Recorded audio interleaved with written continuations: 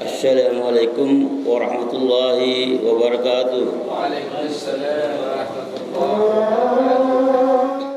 Alhamdulillah nahmaduhu wa nasta'inu wa nastaghfiruh wa natubu ilaih wa na'udzu billahi min sururi anfusina wa min sayyiati a'malina. May yahdihillahu fala mudilla lahu wa may yudlil falan tajida lahu waliyan mursida.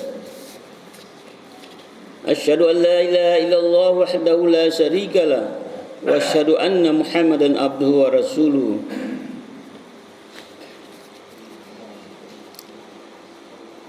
Nabiyina Muhammadin wa ala alihi wa sahbihi ajma'in. Amma ba'du. Ayyuhal muslimun, ittaqullaha haqqa tuqatih. Faqad fajal muttaqun. Qala ta'ala ya ayyuhalladzina amanu taqullaha haqqa tuqatih wa la tamutunna illa wa antum muslimun. Wa qala ta'ala ya ayyuhalladzina amanu kutiba alaikumus syiyam kama kutiba alal ladzina min qablikum la'allakum tattaqun. Wahai orang-orang yang beriman, diwajibkan atas kamu berpuasa sebagaimana diwajibkan atas orang-orang sebelum kamu agar kamu bertakwa. Hadirin jamaah salat Jumat yang insyaallah selalu berada dalam naungan rahmat Allah Subhanahu wa taala. Tak henti-hentinya kita panjatkan puja dan puji syukur kepada Allah Subhanahu wa taala yang telah memberikan kita karunia iman dan Islam. Nikmat yang teramat besar yang Allah karuniakan kepada hambanya. Semoga kita selalu mendapatkan hidayahnya serta berada dalam keadaan iman dan Islam hingga akhir hayat kita. Sebuah pujian yang hanya layak dimiliki oleh Allah Subhanahu wa taala. Alhamdulillah, segala puji hanya milik Allah. Tidak pantas bagi manusia untuk mengharapkan pujian. Tidak pantas bagi manusia untuk merasa berjasa, karena sejatinya segala pujian hanya miliknya semata. Khotib mengajak dirinya sendiri serta jamaah sekalian untuk terus menguatkan ketakwaan kepada Allah Subhanahu wa taala. Ya ayyuhalladzina amanu taqullaha haqqa tuqatih wa la tamutunna illa wa antum muslimun. Hai orang-orang yang beriman, bertakwalah kepada Allah sebenar-benar takwa, dan janganlah sekali-kali kamu mati melainkan dalam keadaan beragama Islam. Al-Quran surat Al-Imran ayat 102.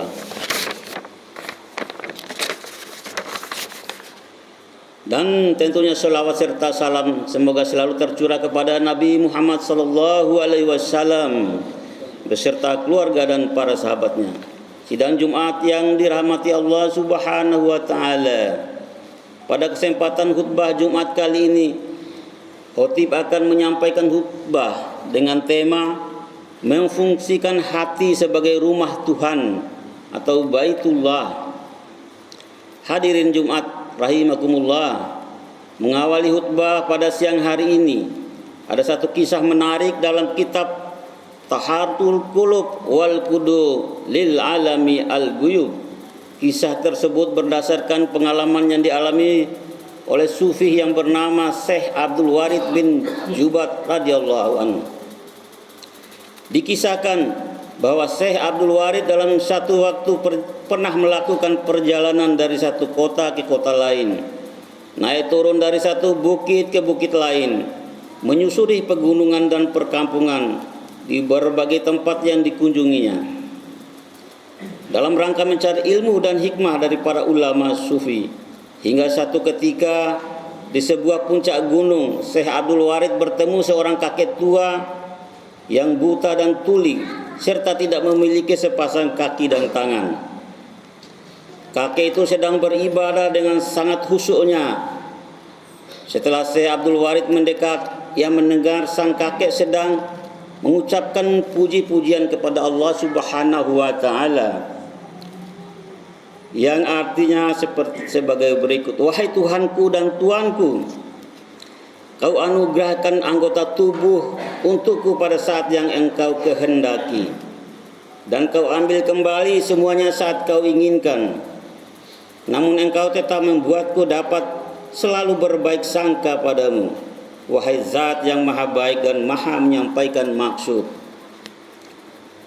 Syekh Abdul Warid lalu bertanya dalam hati, aneh sekali kakek ini, kebaikan apakah gerangan yang telah Allah berikan, dan Allah telah menyampaikan tujuan apa kepadanya?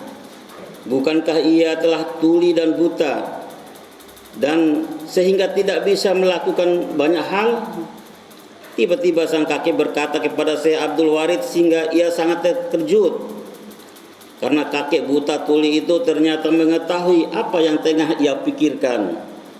Kakek itu berkata, akan aku jelaskan kepadamu kebahagiaan apa yang telah aku dapatkan, wahai lelaki asing. Bukankah Tuhan telah menganugerahkan kalbu atau hati kepadaku, yang dengan hati itu aku dapat selalu mengenalnya? Bukankah Tuhan juga telah memberiku lidah, sehingga dengan lidah itu aku mampu untuk selalu mengagungkan namanya? Ketahuilah, semua itu adalah nikmat dunia dan akhirat yang tak terhingga. Hadirin jemaah Jumat yang berbahagia, kisah di atas sungguh mengandung hikmah dan pelajaran yang sangat menakjubkan. Bagaimana tidak, dari seorang kakek tua yang buta tuli dan cacat lagi, kita dapat mengambil satu pelajaran yang sangat berharga, di mana hati nurani atau kalbu adalah sesuatu yang ada dalam diri manusia yang selalu takut dan tunduk kepada Allah Subhanahu wa taala. Hati adalah organ manusia yang penuh dengan pancaran cahaya ilahi, sebagai anugerah terbesar dari Allah Subhanahu wa taala, melebihi anugerah apapun. Apalah arti kesempurnaan fisik, materi, jika ternyata hati yang kita miliki adalah hati yang tumpul, hati yang keras, hati yang tidak terisi oleh pancaran cahaya ilahi. Betapa dalam kisah tersebut sang kakek mengingatkan kita agar kita tidak terperangkap dalam persepsi dan standar kebahagiaan duniawi yang lebih cenderung bersifat materi, di mana semakin materi itu dikejar, justru akan semakin membuat kita merasa hampa dan terasing, bahkan kita kehilangan diri kita sendiri. Maka sudah seharusnya hati itu kita hidupkan agar dapat berperan penting dalam diri kita, bukan hanya akal dan nafsu belaka. Hati yang dimaksud di sini adalah hati dalam pengertian ruhani, bukan hati dalam pengertian organ tubuh yang berwujud fisik. Kaum muslimin yang dirahmati Allah Subhanahu wa taala, dalam memahami konsep hati ini, kita terlebih dahulu perlu membedakan hati dalam arti fisik dan hati dalam arti ruhani. Hati dalam arti fisik menurut hadis Nabi adalah mudghah, segumpal daging yang sangat berpengaruh bagi kesehatan diri setiap manusia. Apabila kondisi segumpal daging itu baik, maka akan baiklah seluruh bagian tubuhnya, dan sebaliknya, apabila segumpal daging itu rusak, maka akan rusaklah seluruh bagian tubuh tersebut. Adapun hati dalam pengertian ruhani, seorang ulama besar sekaligus filosof muslim, Syekh Muhammad bin Ibrahim bin Yahya al-Qawami al-Sirazi, dalam salah satu kitabnya yang berjudul Mafatihul Ghaib, yang menjelaskan bahwa hati dalam pengertian ruhani memiliki 3 macam tingkatan, di mana antara manusia yang satu dengan manusia yang lain bisa saja berbeda dalam tingkatan yang dimilikinya. Tingkatan hati yang pertama disebut kalbu. Kalbu sesuai dengan arti harfiahnya, bolak-balik, memiliki sifat tidak stabil, masih selalu terjadi tarik-menarik antara dorongan kebaikan dan keburukan. Coba sejenak kita merenungkan bagaimana dengan kondisi diri kita. Apakah kita sering berada dalam kondisi ini, yakni tarik-menarik antara yang hak dan yang batil? Misalnya, ibadah kita laksanakan dengan baik, namun di sisi lain kemaksiatan juga masih sering kita lakukan. Atau kadang dalam kerja kita kerap muncul keinginan untuk melakukan kecurangan setiap kali ada kesempatan, meski di saat yang sama juga masih mengingat akan dosa. Lalu akhirnya kita menjadi bingung dan ragu, apakah mau melakukan atau tidak. Di sini terjadi tarik menarik antara kalbu dan nafsu. Jika yang terjadi adalah demikian, maka sesungguhnya tingkatan hati kita masih berada dalam posisi ini. Oleh karenanya, kita dianjurkan agar di dalam solat, di akhir bacaan tasyahud akhir, memohon kepada Allah dengan membaca doa, Ya muqallibal qulub, tsabbit qalbi ala dinika. Wahai zat yang maha membolak-balikan hati, mantapkanlah hati kami dalam meniti agamamu. Ma'asyiral muslimin rahimakumullah. Kemudian tingkatan hati yang kedua disebut al-fuad, yakni hati yang sudah mampu mempertimbangkan secara matang sisi baik dan buruk dari setiap perbuatan.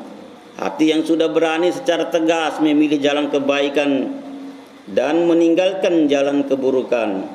Hati yang lebih mengedepankan suara kebenaran dan meninggalkan kebatilan.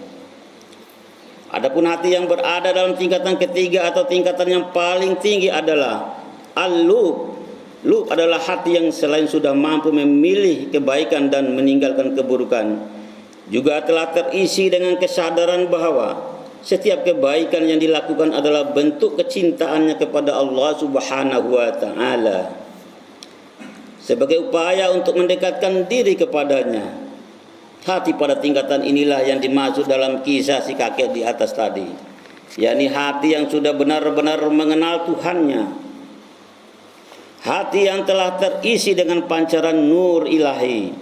Hati seperti inilah yang kemudian dalam dunia tasawuf sering disebut dengan istilah Baitullah, singgasana Allah. Dalam hal ini perlu dipahami secara berbeda antara Baitullah yang ada dalam diri manusia dan Baitullah dalam pengertian Ka'bah yang menjadi kiblat sekaligus pusat kegiatan ritual ibadah haji.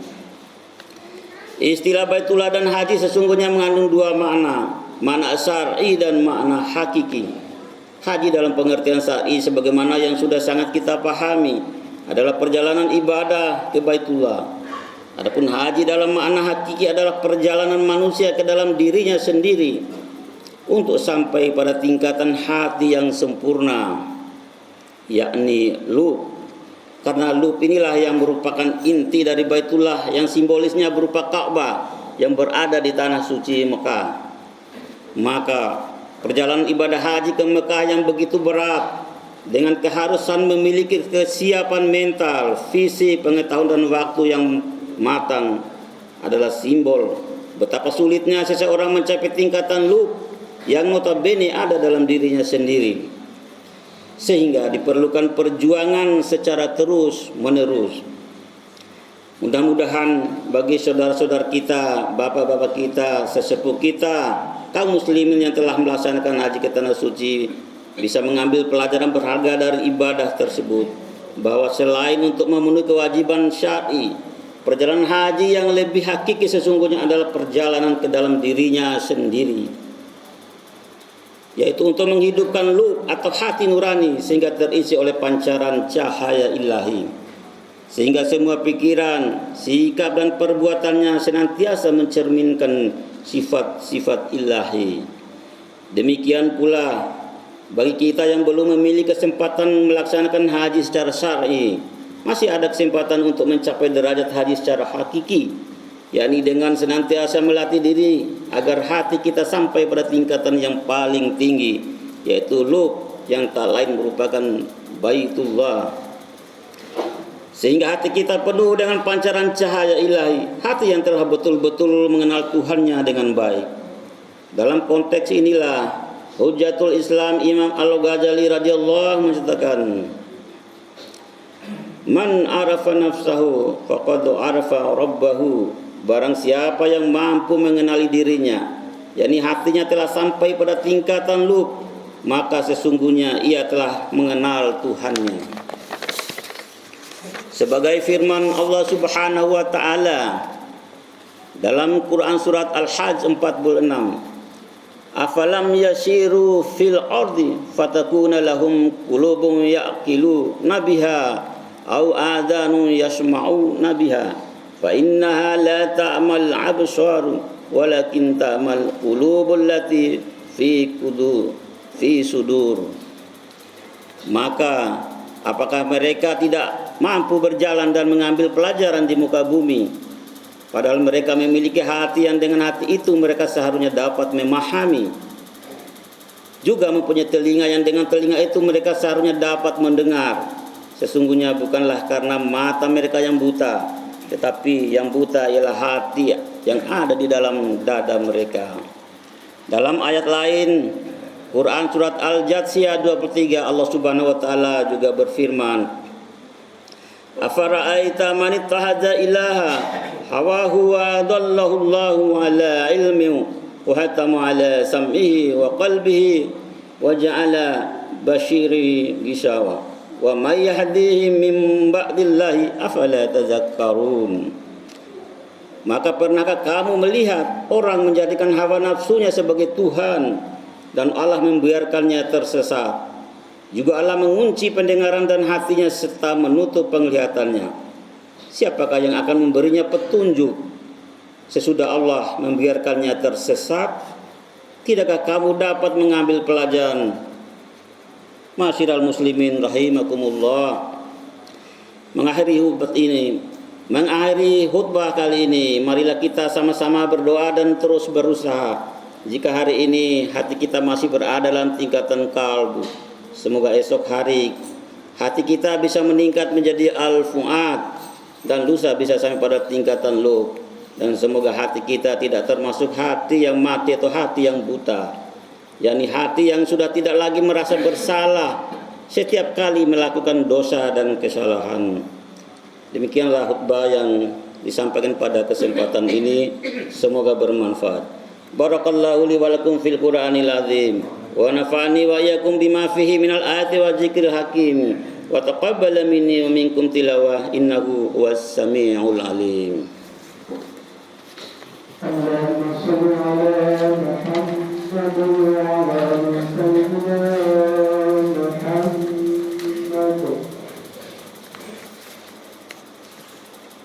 Alhamdulillah halakal halaqi liya'buduhu wa abana ayatihi liyaghfiruhu wa sahhala lakum tariqatul wusuli ilahi liyasilahu.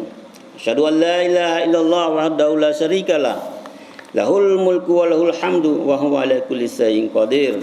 Wa asyhadu anna nabiyyina Muhammadan abduhu wa rasuluhu arsalahu Allahu bil huda wa dinil haqq liyakuna lil alamin nadhiran amma ba'du.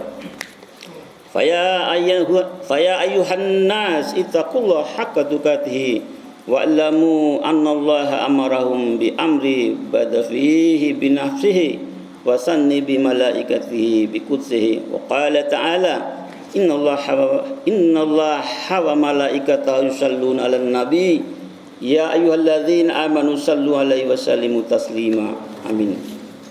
Allahumma salli ala sayyidina Muhammadin wa ala ali sayyidina Muhammad wa malaikatil muqarribin wardallahumma anil khulafa'ir rasidin Abi Bakrin wa Umar wa Utsman wa Ali wa anbiyatil sahabati wat tabi'in wa tabi'it tabi'ina lahum bi ihsanin ila yaumiddin. Warda anna ma'ahum birahmatika ya arhamar rahimin.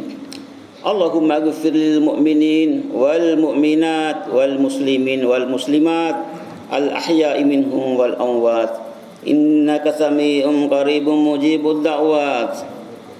Allahumma a'izal islam wal muslimin wa adhillas syirka wal musyrikin wansur ibadikal muwahhidin mukhalisin wal khudul man hajalal muslimin wa dammar a'da'ana wa a'da'ad-din wa ali kalimatika ila yaumiddin. Ya muqallibul qulub sabbit qalbi ala dinika. Rabbana atina fid dunya hasanah wa fil akhirati hasanatan wa qina adzabannar. Ibadallah, innallaha wa malaikatahu ya'murukum bil adli wal ihsan wa ita'i qurba wa yanha 'anil fahsya'i wal munkar wal baghi ya'idukum la'allakum tadhakkarun. Wazkurullahal azim yazkurukum wazkuru ala ni'ami yazidkum wa la zikrullahi akbar wallahu ya'lamu ma tasna'un. Aqimis shalah.